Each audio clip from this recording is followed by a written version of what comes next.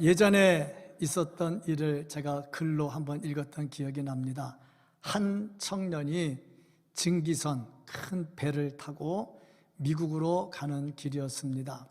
아마 취직을 위해서 가는지 무슨 소망이 있어서 가는데 배값을 간신히 구입을 했습니다. 그래서 배표를 사가지고 배를 타기는 했습니다. 근데 문제는 그 배 안에서 먹고 생활하는 그 돈이 문제가 된 겁니다. 돈이 없다 보니까 제일 먼저 절약하는 것이 먹는 거 안 먹고 버티는데 그게 하루 이틀 될 일은 아니죠. 그래서 밥을 제대로 못 먹고 있는 모습을 선장이 보고서 질문을 했습니다. 청년, 왜 식사를 안 하는가? 그때 청년이 대답하기를, 예, 제가 밥값이 없어서 못 먹고 있습니다. 그랬더니 선장이 청년에게 하는 말, 배값에, 배표에 밥값 다 포함되어 있네. 정말 난감하죠. 비행기 탈 때 비행기표 삽니다. 그리고 외국 갈 때 중간에 밥 나옵니다. 그때 스튜어디스가 와서 물어봅니다. 뭐 잡수실래요? 그리고 메뉴표 딱 내면 이거 레스토랑 생각나가지고 돈 없는데 그러고 안 시키면 손해입니다. 비행기 표값에 밥값 다 들어 있습니다. 그걸 보면 마땅한 권리가 주어졌는데 그 권리를 사용하지 않으면 손해다. 좀 심하게 말하면 어리석다. 그렇게 말을 합니다. 그러고 보니까 우리 예수 믿는 사람들 기도하라 하는 거, 이것이 한편으로 보면 기도하라 했으니까 안 할 수 없어서 한다 생각을 하면 그게 의무가 됩니다. 의무가 되면 좀 피곤해지겠죠. 그런데 하나님께서 복 주시기로 약속을 하시고 우리가 기도하기만 하면 응답하려고 다 준비해 놓고 계시면서 기도해라 해서 우리가 기도하고 받는다면 그건 특권입니다. 이 특권을 사용하지 않아서 하나님께서 준비해 놓으신 응답을 받지 못한다면 손해입니다. 심하게 말하면 어리석은 거죠. 그래서 우리는 마땅히 기도해야 되고 또 하나님께서 주시는 복을 받아서 누려야 됩니다. 그래서 기도 우리 교회를 기도하는 집으로 만들기 위해서 모든 예배에 다 기도하지만 새벽 예배도 있지만 또 천사 기도회를 정해놓고 솔로몬이 1,000번째 드린 거 보면서 우리도 1,004번의 기도회를 하자 해서 지금 잘 진도가 나가고 있습니다. 제가 출석표 이렇게 표에 보니까 한 270번 정도 나간 것 같아요. 모든 예배에 잘 참석하신 분들은 아마 그 정도 나갔으리라고 보는데, 어쨌든 간에 횟수가 중요한 게 아니라 함께 기도하는 것이고, 기도는 의무임과 동시에 우리가 누릴 특권이라 하는 겁니다. 그래서 마음껏 이 특권을 누리고 살아야 된다 하는 거지요. 사도 바울은 많은 특권을 가지고 있었습니다. 사도로서 누릴 수 있는 특권이 있었습니다. 그런데 이 특권을 다 사용하지 않고 포기했습니다. 어떻게 보면 포기고 조금 더 예쁜 말로 표현하면 내려놓았다 하는 거죠. 내가 누릴 수 있는 것을 누리지 아니했다 하는 거죠. 그러면 사도 바울은 가지고 있던 특권이 무엇인데, 사도 바울이 가지고 있었던 특권은 무엇인가? 그런데 사도 바울은 이 특권을 왜 내려놨는가? 또 사도 바울이 특권을 내려놨을 때 하나님은 사도 바울을 또 어떻게 하셨는가 하는 겁니다. 이것은 우리가 예수 믿는 자로서 가진 특권이 있는데 이 특권을 얼마나 누리고 있는가, 또 내려놨다면 왜 내려놨는가, 우리가 특권을 내려놓을 때 하나님께서 우리에게 어떻게 해 주시는가 하는 거, 반드시 우리가 한 번쯤 되짚어보고 가야 될 일입니다. 오늘 말씀 속에서 권리를 포기했던 모습을 보면서 우리의 모습은 어떤지 돌이켜보고 하나님께서 우리에게 주시는 말씀을 잘 받아가지고 삶의 변화가 일어날 수 있기를 주님의 이름으로 축복합니다. 아멘. 먼저 이 말씀을 보면은 사도 바울이 사도로서 가지고 있는 권리가 있었습니다. 사도로서의 권리. 바울은 자기 자신을 사도라 그렇게 표현을 했습니다. 그런데 바울을 사도로 인정하지 않는 사람들이 제법 많았습니다. 사도 바울이 아니다, 바울은 사도가 아니다 하는 거죠. 교회 안에 이렇게 지도자를 대항하는 사람들이 어디 가나 다 있습니다. 그런데 이렇게 바울이 사도가 아니라고 주장할 때 괜히 터무니없는 소리 하지는 않아요. 교회 안에서도 이래저래 말하는 사람들 보면 아주 터무니없는 말은 안 합니다. 뭔가 좀 있기 때문에 하는 거죠.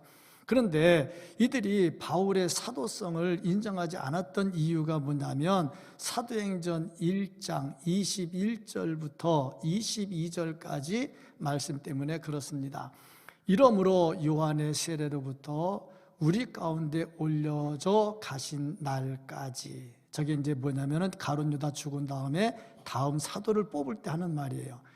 우리 주 예수께서 우리 가운데 출입하실 때에 항상 우리와 함께 다니던 사람 중에, 여기 1번입니다.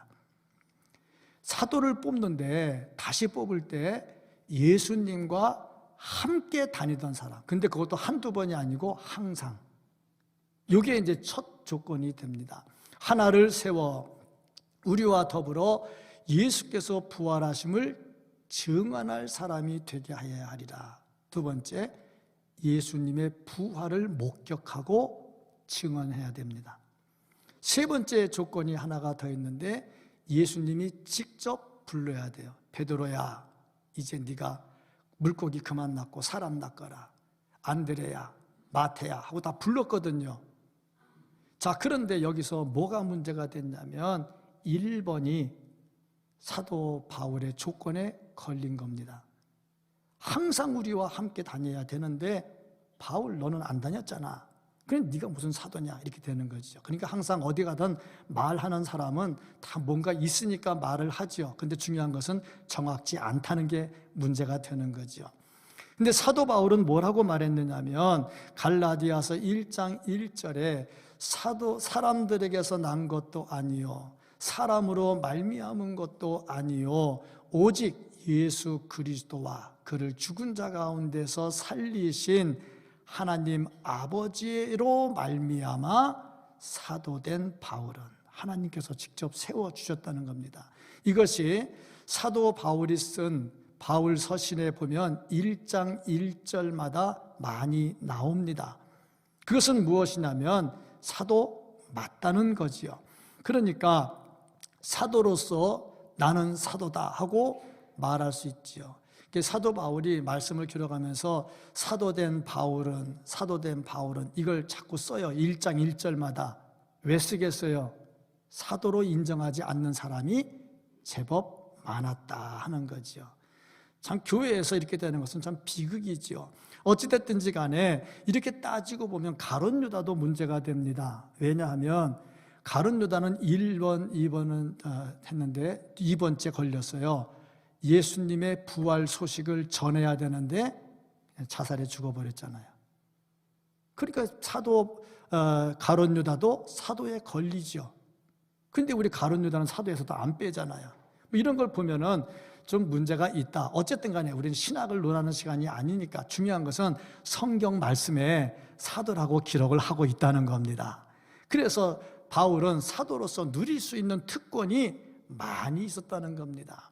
사도가 누릴 특권이 뭐냐? 첫째, 먹을 권리가 있었습니다. 먹을 권리. 무엇을 먹어야 되느냐?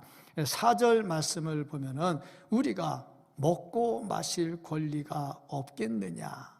이 말씀은 8장과도 연관이 됩니다. 우상에게 드린 제물 먹을 수 있는 권리 다 있지요. 근데 안 먹지요. 이걸 보면서 사도로서의 먹을 수 있는 권리 다 있었다는 겁니다. 고린도 전서 8장 13절 말씀 보면 그러므로 만일 음식이 내 형제를 실족하게 한다면 나는 영원히 고기를 먹지 아니하여 내 형제를 실족하지 않게 하리라. 그래서 먹을 권리를 포기해버린 거지요.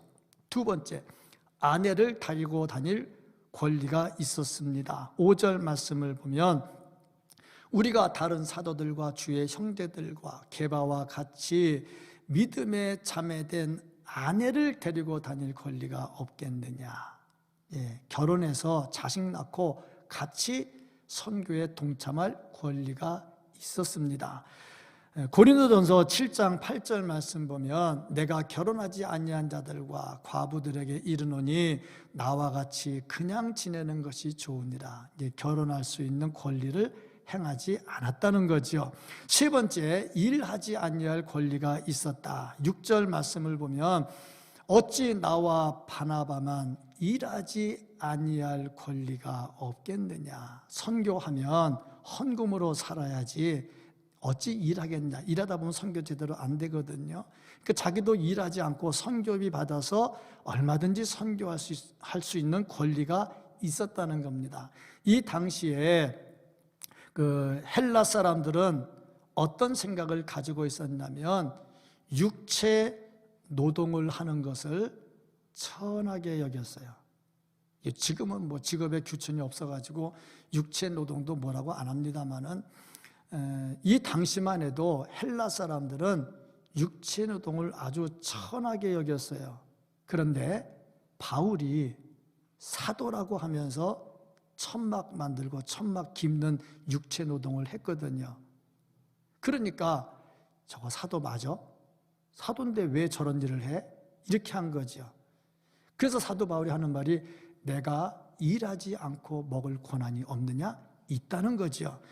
네 번째로 보니까 신령한 것을 뿌리고 육적인 것으로 거둘 권리가 있었다. 7절 말씀을 보면 누가 자기 비용으로 군 복무를 하겠느냐. 군인이 월급 받아서 일하지 자기 돈 내리고 군대 가겠다는 겁니다. 아니죠. 누가 포도를 심고 그 열매를 먹지 않겠느냐. 포도 심었으면 당연히 따먹어야죠. 누가 양떼를 기르고 그 양떼의 젖을 먹지 않겠느냐. 양 키우면 젖 먹고 털 깎아서 몸 만들어 입고 다 하잖아요. 마찬가지다 이거지. 이것은 이미 9절 말씀을 보면 모세 율법에 곡식을 밟아 떠는 소에게 망을 씌우지 말라 기록하였으니 하나님께서 어찌 소들을 위하여 염려하심이냐. 이 말씀하면서 구약에도 이미 다 한 것이고 이렇게 일하는 자에게 주는 것은 당연하다 하는 거지요. 그리고 보니 구약을 보면 레위 사람들, 제사장들은 뭐를 먹고 살았냐면 백성들이 내는 11조와 헌물, 재물, 그것을 먹고 살았습니다.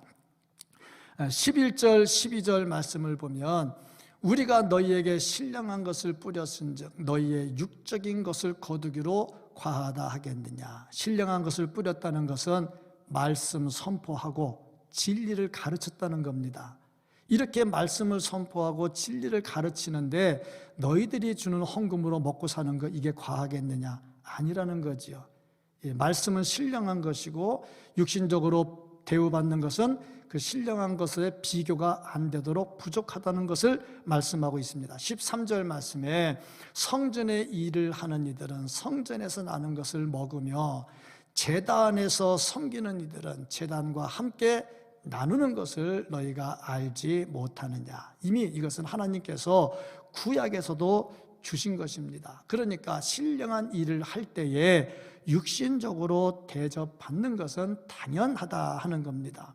목회자에게 영적인 지도를 받으면서 물질로 대접한다? 환산이 안 됩니다. 어찌 감히 그걸 비교할 수 있겠느냐 하는 거죠. 그래서 목회자에게 물질적으로 보답하는 것은 주님께 받은 은혜를 보답하는 것이다. 그래서 사도 바울은 나도 그것을 받을 권이 있다, 권리가 있다. 근데 그것을 강조하는 겁니다. 다섯 번째로 복음으로 말미암아 살 권리를 사도 바울도 가지고 있었습니다. 14절 말씀을 보면 이와 같이 주께서도 복음 전하는 자들이 복음으로 말미암아 살리라 명하셨느니라. 구약시대 그대로 11조와 재물을 가지고 살았지요. 그런데 한때 포로에서 돌아온 다음에 사는 것이 좀 힘들 때가 있었어요. 이때에 이들이 11조를 잘 안 드렸습니다. 11조를 잘 안 드리니까 문제가 누구에게 생기겠습니까? 레위인과 제사장에게 생계의 문제가 생깁니다. 참 이게 안 좋은 건데, 경제가 어려우면 먼저 11조 떼놓고 다른 거 해야 되는데 제일 먼저 11조를 떼놓는 게 아니라 다른 거 다 떼놓고 11조를 절약을 해요.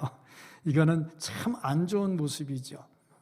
그러다 보니 제사장과 레위인들이 먹고 살기가 힘들어진 거예요. 그럼 먹고 살아야 될 거 아닙니까? 뭐 했겠어요? 돈 벌러 나갔죠. 돈 벌러 나가니까 어떻게 됩니까? 제사가 제대로 안 되지요. 그러면 그 손해가 누구한테 돌아갑니까?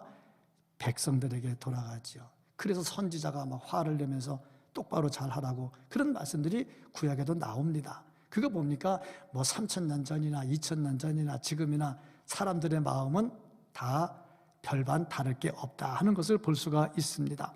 어찌됐든지 간에 예수님께서는 이렇게 말씀하셨습니다. 마태복음 10장 9절 10절 말씀에 너희 전대에 금이나 은이나 동을 가지지 말고 여행을 위하여, 저 여행은 그냥 놀러 다니는 게 아니고 전도하러 다니는 겁니다. 여행을 위하여 배낭이나 두벌옷이나 신이나 지팡이를 가지지 말라. 돈 갖고 가지 말라는 겁니다. 왜냐? 이는 일꾼이 자기의 먹을 것을 받는 것이 마땅하다. 예수님 말씀입니다. 다른 사람 말도 아니고 예수님 말씀입니다. 이 말씀대로 바울도 충분히 받을 특권이 있었다 하는 겁니다. 자, 그렇다면 우리가 받은 특권은 무엇일까? 우리 성도들이 받은 특권은 무엇일까? 우리가 받은 특권이 있습니다. 그게 뭐냐면 하나님의 자녀가 된 겁니다. 하나님의 자녀로서 누릴 수 있는 게 뭐냐? 아버지의 것을 유업으로 받을 수가 있습니다. 아버지가 누굽니까? 하나님입니다. 하나님의 것이 무엇입니까? 모든 게 다 하나님의 것이죠. 그러니까 받아서 누릴 수 있는 특권을 우리가 가지고 있습니다. 아울러서 마지막에 천국에 가면 영원히 누릴 수 있습니다. 이 권리를 우리가 알고 있어야죠. 만약에 사도 바울이 이런 권리 없이 막 천막 만들고 일하러 다니고 했다면 얼마나 속이 상했겠어요. 자기 권리 있는 거 다 압니다. 우리도 이 험한 세상 살면서 이런 하나님의 자녀로서의 특권과 천국이 있다는 것을 확신하고 살 수 있기를 주님의 이름으로 축복합니다. 아멘. 자, 그런데 이런 권리를 사도 바울이 다 쓰지를 않았다는 겁니다. 제가 초두에 말씀을 드렸듯이 권리는 쓰지 않으면 손해입니다. 권리는 다 써야 되지요. 그런데 쓰지 않아야 될 때도 있습니다.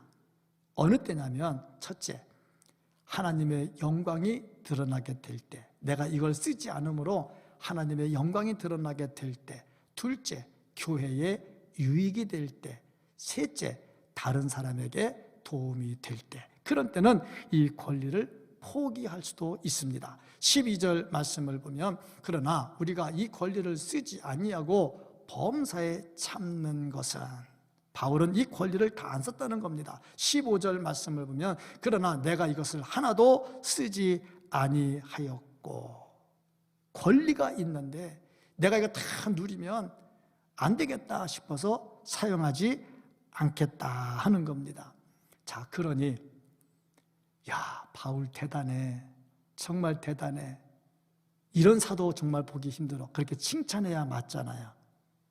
그런데 어디 가나 삐딱선 탄 사람은 다 있어요. 그때도 있어요. 뭐라고 삐딱선을 타냐면 그러면 그렇지. 자기가 사도가 아니니까 염치가 없어 못 받겠지. 이렇게 또 하는 겁니다.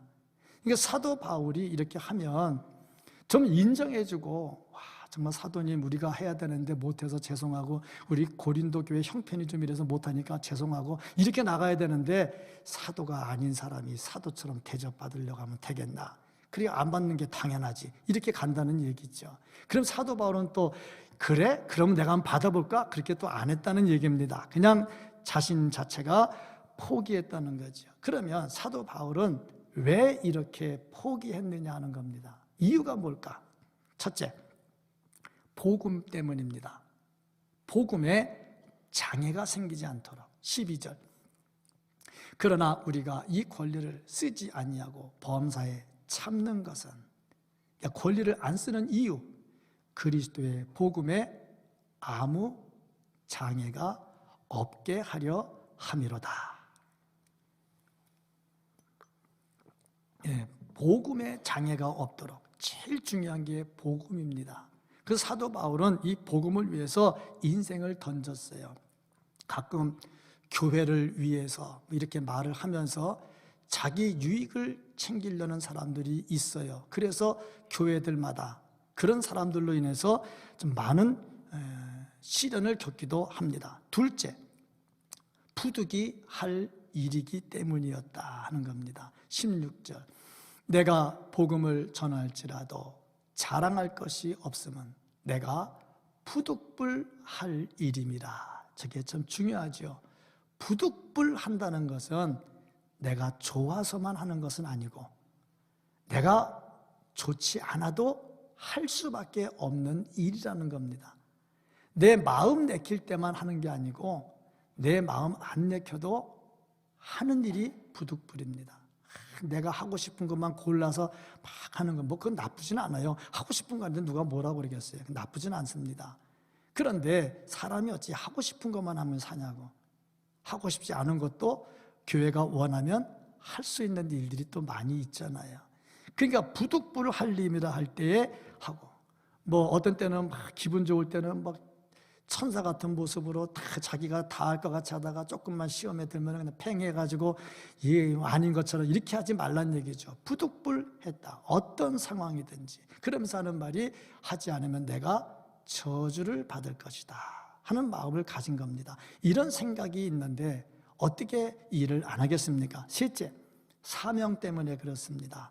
17절 말씀을 보면 내가 내 자의로 이것을 행하면 상을 얻으려니와 내가 자의로 아니한다 할지라도 나는 사명을 받았노라. 사명입니다. 사명을 받으면요 목숨도 걸고 합니다. 그러니까 주의 일을 하면서 사명감을 가지고 하는 사람은 본인도 행복하고 보는 사람도 행복합니다. 목사가 사명감 없이 목회한다고 생각을 해보세요. 교인들이 설교 들으면서 무슨 생각하겠어요? 아이고 저 소리 지르는 거 보니까 밥 먹고 살기 힘들겠구만. 그렇게 하지 않잖아요. 사명감이 없으면 다 그런 거죠. 사명감이 없으면 뭐하러 천사 기도해야 하겠어요. 교회를 하나님의 기도하는 집으로 만들기 위해서 월, 화, 수, 목, 금, 토 저녁마다 빼놓지 않고 모이는 거 안 해도 누가 뭐라고 안 하잖아요. 오히려 한다고 왜 자꾸 만들어서 못 가는 사람 미안하게 만드는 그런 사람은 혹시 있을지 모르겠지만 만드는 이유가 뭡니까? 어쨌든 간에 기도해야 되고 하나님의 집이 불 꺼놓고 있을 수는 없잖아요. 기도해야 되고 이게 사명감이 있으니까 하는 거죠. 기도 나오시는 분들도 보면 사명감 가지고 나와요. 왜냐하면 이 시대에 우리가 기도해야 될 때거든요. 사도 바울이 사명감을 가지고 했어. 근데 사명감을 가지고 하는 사람은 누가 뭐라고 해도 시험에 안 듭니다. 사도 바울은요 사명감 가지고 하니까 누가 사도라고 안 해도 비난해도 이래저래 해도 시험에 들지 않아요. 교회 일 하다가 시험에 든다는 사람들을 간혹 만나게 됩니다. 우리 교회뿐 아니고 어느 교회나 다 시험에 드는 사람이 있어요. 시험 들어서 왔고 시험 들어서 가고 막 그러거든요. 근데 가면 똑같은 상황 또 벌어지거든요. 근데 시험에 드는 이유가 뭐냐면 내가 사명감을 가지고 하면 시험에 안 듭니다. 그런데 사명감이 없이 일하면 피곤해지면 시험에 듭니다. 사도 바울은 사명감이 있었어요. 넷째, 상을 바라보면서 일을 했지요. 18절 말씀을 보면 그런즉 내 상이 무엇이냐? 내가 복음을 전할 때 값없이 전하고 복음으로 말미암아 내게 있는 권리를 다 쓰지 아니하는 이것이로다. 하늘의 상급을 사모합니다. 디모데후서 4장 6절부터 8절까지 말씀. 전제와 같이 내가 벌써 부어지고 나의 떠날 시각이 가까웠도다. 나는 선한 싸움을 싸우고 나의 달려갈 길을 마치고 믿음을 지켰으니 이제 후로는 나를 위하여 의의 면류관이 예비되었으므로 의의 면류관을 바라보는 겁니다.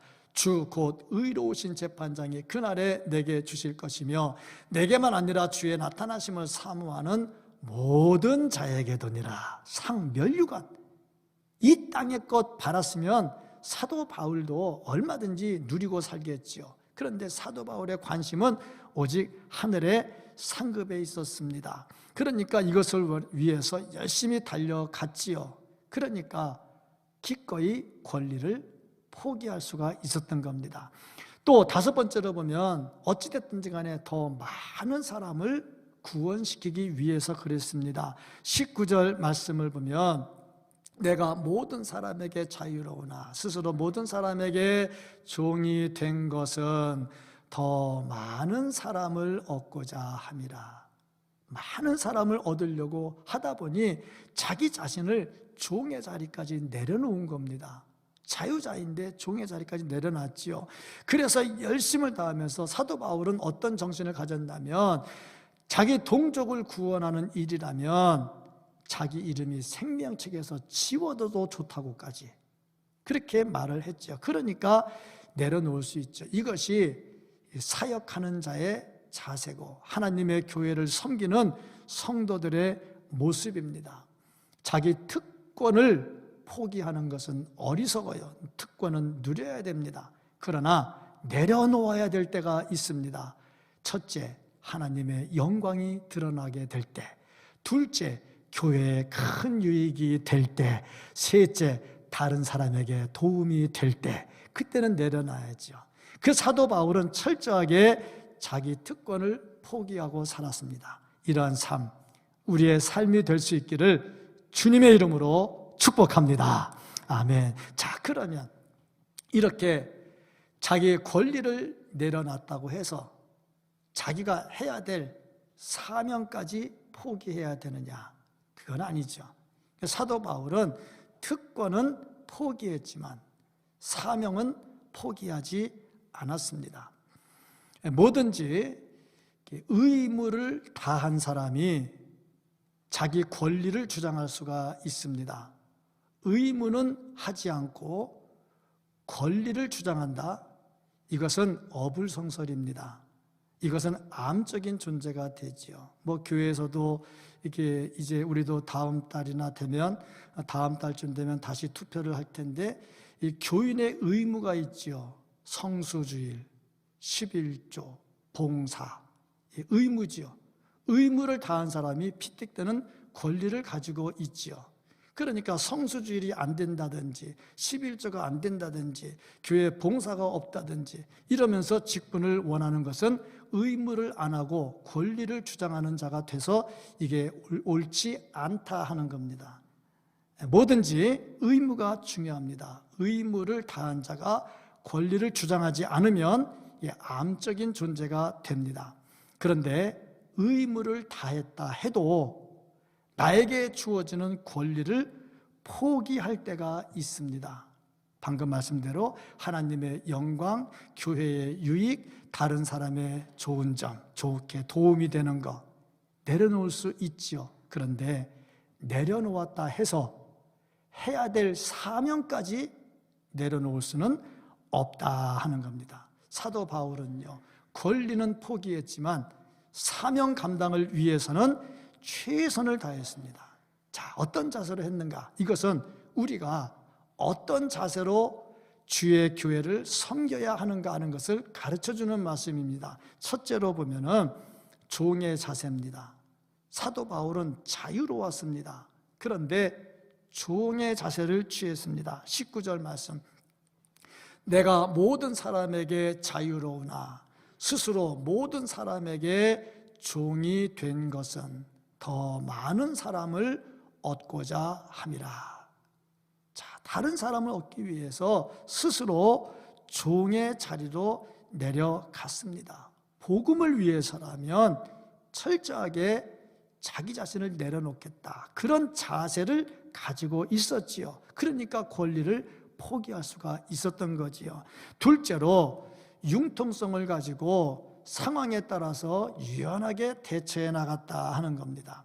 먼저 유대인을 얻기 위해서는 유대인과 같이 됐어요. 20절 유대인들에게 내가 유대인과 같이 된 것은 유대인들을 얻고자 함이요. 유대인들은 율법을 중요하게 여겼잖아요. 그래서 안식일에 사람 죽이면 안 된다. 그래서 예수님 죽일 때도 안식일 지켜가면서 죽였잖아요. 이 유대인들이거든요. 근데 사도 바울은 어떤 사람이냐? 사도 바울은 율법의 대가입니다. 율법으로 사도 바울과 같이 토론해서 이길 만한 사람이 없어요. 가말리엘 문화생이라고 그랬습니다. 율법의 최고의 권위자에게 공부를 한 사람이요. 그리고 바울은 바리새인 중에 바리새인입니다. 성경을 제법 아는 사람이지요. 그래서 유대인들과 같이 대화를 할 때 유대인들에게 맞게 율법을 가지고 대화를 하는 겁니다. 왜? 유대인들을 전도하려고. 그런데 율법이 없는 자들을 위해서는 어떻게 했느냐? 율법 없는 자 같이 대처했어요. 이것은 이랬다 저랬다 변덕을 부리는 게 아니라 그 사람의 상황에 맞춰가는 유연성, 눈높이를 맞춰간다 하는 거죠. 예를 들어서 디모데는 아버지가 이방인이었지만 엄마가 유대인이었잖아. 그러니까 할례 문제가 나왔을 때 디모데는 할례를 했습니다. 그런데 디도는 유대인이 아니잖아요. 그래서 디도에게는 할례 문제를 이야기하지 않습니다. 20절 말씀을 보면 내가 율법 아래 있는 자들에게는 내가 율법 아래 있지 아니하나 율법 아래 있는 자같이 된 것은 율법 아래 있는 자들을 얻고자 함이요. 율법을 가진 자들을 대하는 태도입니다. 21절 말씀을 보면 율법 없는 자에게는 내가 하나님께는 율법 없는 자가 아니요 도리어 그리스도의 율법 아래 있는 자이나 율법 없는 자와 같이 된 것은 율법 없는 자들을 얻고자 함이라. 어떻게 하든 영혼을 구하려고. 그러니까 변덕스러운 게 아니라 융통성입니다. 진리는 바뀌면 안 됩니다. 그런데 진리를 담는 그릇은 얼마든지 바꿀 수가 있어요. 융통성의 문제지요. 그러니까 모든 것을 내려놓을 때 이런 융통성의 문제가 있으니까 내려놓으죠. 내 생각 아니면 안 돼. 이건 이렇게 해야 돼. 그게 강할수록 못 내려놓지요. 셋째, 약한 자와 같이 되었다 하는 겁니다. 22절 말씀을 보면 약한 자들에게 내가 약한 자와 같이 된 것은 약한 자들을 얻고자 함이요 내가 여러 사람에게 여러 모습이 된 것은 여러 사람에게 여러 모습이 된 것은 변덕스러워서가 아니라 아무쪼록 몇 사람이라도 구원하고자 함이니 이 융통성의 문제가 확실했고 약한 자를 잘 대해줬다 하는 겁니다. 사실 바울은 강한 사람입니다. 굉장히 강한 사람입니다. 얼마나 강한 사람이냐면 다메섹으로 예수 믿는 사람들을 잡아 가두고 죽이러 갈 때에 그의 얼굴에 살기가 돌았어요. 살기가. 아주 대단한 사람이죠. 열정이 있는 사람입니다. 아주 강했어요. 그런데 자기 자신이 약한 모습을 취합니다. 간혹 나는 말이야 원래 하나님이 주신 성품이라서 못 참는 게 아니죠. 하나님의 은혜가 아직 덜 임한 거지요. 예수님의 제자 우레의 아들이라고 불렸던 요한 같은 경우 얼마나 성질이 불같으면 번개, 천둥 같다고 그랬겠어요. 그런데 그러한 요한이 사랑의 사도로 바뀌잖아요. 그런 거 아니겠어요? 바울 보세요. 그 살기가 등등했던 사람이 약한 자같이 되잖아요. 은혜가 임하면 안 될 게 없습니다. 은혜가 부족해서 그런 거지 은혜가 임하면 안 될 게 없어요. 은혜가 임하면요 시험 들 이유도 없고요. 그렇습니다. 은혜가 부족하니까 이렇게 되는 거죠. 사도 바울 정말 낮은 자리로 내려갔어요. 이러니까 자기 권리를 포기할 수가 있는 거죠. 네 번째 보면은 상급을 사모하면서 운동장에서 다름질하는 사람처럼 열심히 달려갑니다. 24절 말씀을 보면 운동장에서 다름질하는 자들이 다 달릴지라도 오직 상을 받는 사람은 한 사람인 줄을 너희가 알지 못하느냐. 너희도 상을 받도록 이와 같이 다름질하라. 오직 상 받기 위해서 다름질하는데 운동장에서 다름질. 글쎄 운동장에서 다름질하는 거 보니까 마라톤은 아닌 것 같으네. 마라톤은 바깥에서 뛰니까 운동장에서 뛰는 게 뭘까 하고 가만히 생각해 봤더니 제일 이 악물고 거품 물고 뛰는 게 하나 있어. 100m 달리기. 그 100m를 어떻게 9초에 뛰냐고. 9초에 100m 뛰려면 얼마나 이악 물고 뛰어야 되겠어요. 제가 가만히 생각해 보니까 제가 지금 여러분 지금부터 숨 들이마시고 스톱 하고 9초 못 버틸 사람 9초는 다 버팁니다. 그러니까 100m 선수는 뛰면서 아마 숨 한 번도 안 쉬는 거 아닌가 싶은 생각이 들어요. 그래서 이렇게 기록을 갱신하려면 숨을 덜 쉬어야 된다 그러더라고. 근데 보니까 9초니까 한 번 내지 두 번만 쉬어도 가지 않겠는가 싶은 생각이 들긴 해요. 어쨌든 간에 열심히 잘 뛰거든요. 이걸 보면서 사도 바울이 하늘의 상급을 바라보면서 이렇게 뛰다가 보니 내려놓을 수가 있었던 거죠. 다섯째, 절제입니다. 25절 말씀을 보면 이기기를 다투는 자마다 모든 일에 절제하나니 그들은 썩을 승리자의 관을 얻고자 하되 우리는 썩지 아니할 것을 얻고자 하노라. 썩을 거 얻을 사람도 절제하는데 우리는 썩지 아니할 영원한 천국의 면류관을 향해서 가잖아요. 그러니까 얼마든지 절제할 수 있지요. 뭐든지 절제가 중요합니다. 체급을 가지고 운동 경기하는 선수들은 몸무게 확실하게 맞춰야 됩니다. 1g도 오버되면 안 되죠. 그러니까 자기 몸무게 맞추려고 먹는 것 철저하게 절제를 하지요. 또 요즘 보면은 약물 도핑 테스트 한다고 그러니까 몸 아파도 약 함부로 못 먹잖아요. 철저하게 절제하잖아요. 모든 스포츠는 절제하지 않으면 효과가 잘 나타나질 않습니다. 손흥민 선수가 축구에서 골임을 잘 넣어요. 이번에도 이라크하고 이란인가 이라크인가 이게 했는데 이라크하고 이렇게 했는데 첫 골을 집어넣는 거 보니까 유럽 리그에서 뛰던 패스와 슈팅이 그대로 나오더라고요. 야, 잘한다 그랬는데 손흥민 선수가 차는 것마다 공 안 들어가거든요. 다 나가요. 어쩌다 하나 들어가. 90분 중에 어쩌다 하나 들어가지 다 안 들어가. 차는 거 다 안 들어갑니다. 어떤 때는요 찼는데요 골대랑 상관없이 막 하늘로 갈 때도 있어요. 왜 그럴까요? 힘입니다. 힘 막 집어넣어서 차면요 안 되거든요. 뭐 골프 치시는 분들 알겠지만 골프 칠 때 힘 집어넣으면요 골이 휘어서 엉뚱한 데로 가버립니다. 마찬가지는 모든 운동이 다 그렇습니다. 뭐 축구만 그렇고 골프만 그러나요? 탁구는 안 그러나요? 뭐든지 다 그렇지요. 다 그렇습니다. 야구도 그래요. 힘들이면요 스트라이크 아웃밖에 안 된단 말이죠. 이거 보면서 절제하는 게 굉장히 중요하다 하는 겁니다. 이게 통설에 의하면 선수가 자기가 가진 힘을 100% 쓰면 안 된대.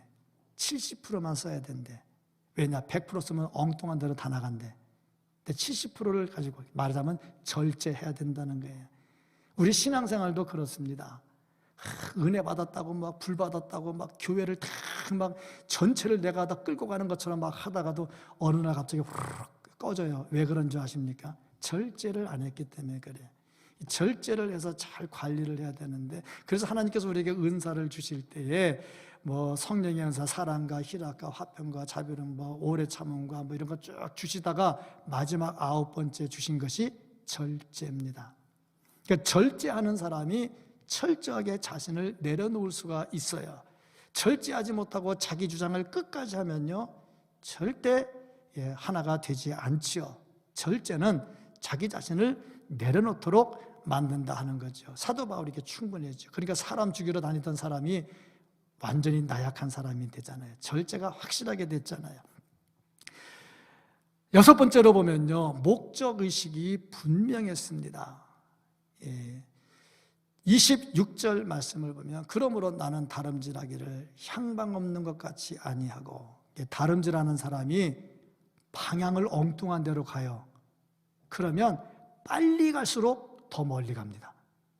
그러니까 중요한 것은 속도보다 방향입니다. 방향이 맞으면요 늦게 가도 언젠가는 갑니다.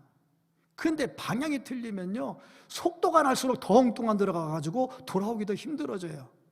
중요한 게 방향성이다 하는 거죠. 그 다음 보면은 계속해서 말씀 보면은 싸우기를 허공을 치는 것 같이 아니하며, 권투 선수가 싸우는데 상대편을 보고 목적을 향해서 목적타를 날려야 되잖아요. 근데 막 힘세다고 막 휘둘르면 지팔에 쥐가 휘둘러 가지고 넘어져 버려요. 안 돼요. 그러니까 중요한 것은 목적입니다. 그러니까 힘보다 중요한 것은 목적입니다.